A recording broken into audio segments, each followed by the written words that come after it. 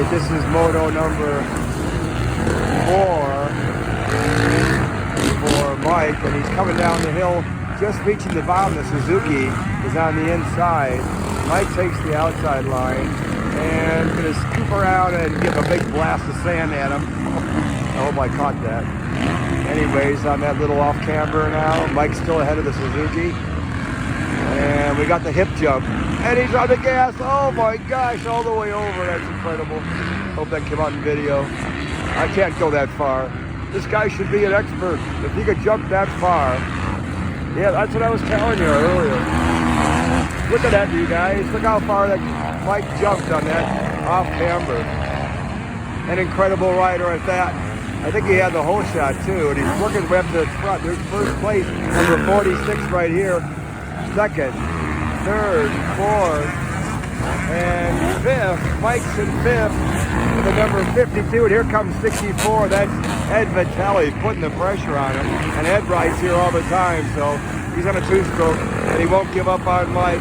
Putting the pressure on Maceo.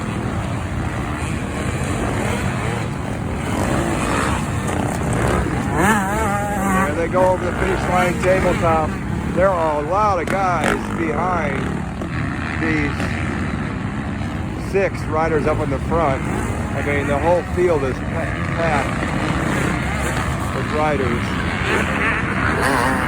Probably 25 guys about. This is the tail end of them. I mean, that's how far back it goes. Number 63 was in last place, is still in last place. Anyways, let's find Mike. He should be around Talladega somewhere now. Oh, he threw the whoops, little short whoops coming up. And he's got the Suzuki right behind. I can hear him from here. Suzuki tried everything to get around Mike. Mike's holding him off. Still in 5th place, as far as I can see.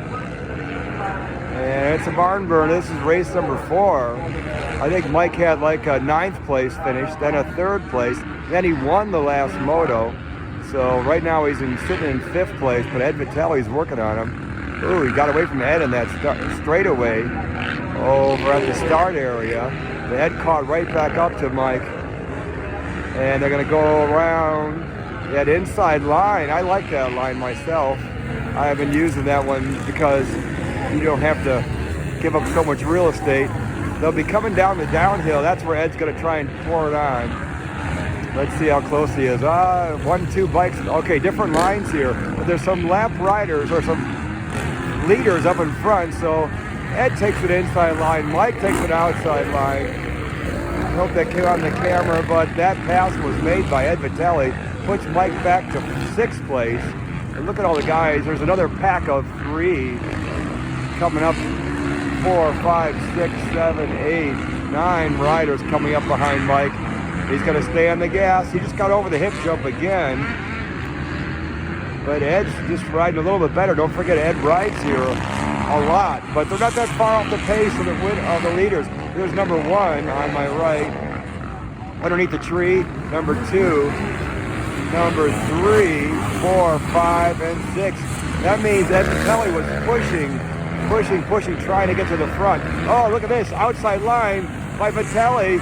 He's going to have to stay on the outside unless he can cut over. Oh, he does make the cut and doesn't take out Mike. I got around Bruce Ashmore that way yesterday because that outside line gives you more momentum to try and get through the whoops faster and then to catch the inside line ahead of the rider ahead of you.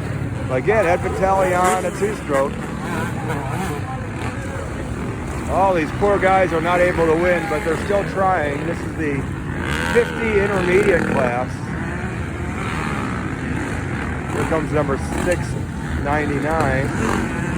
And still there's more guys coming from the back.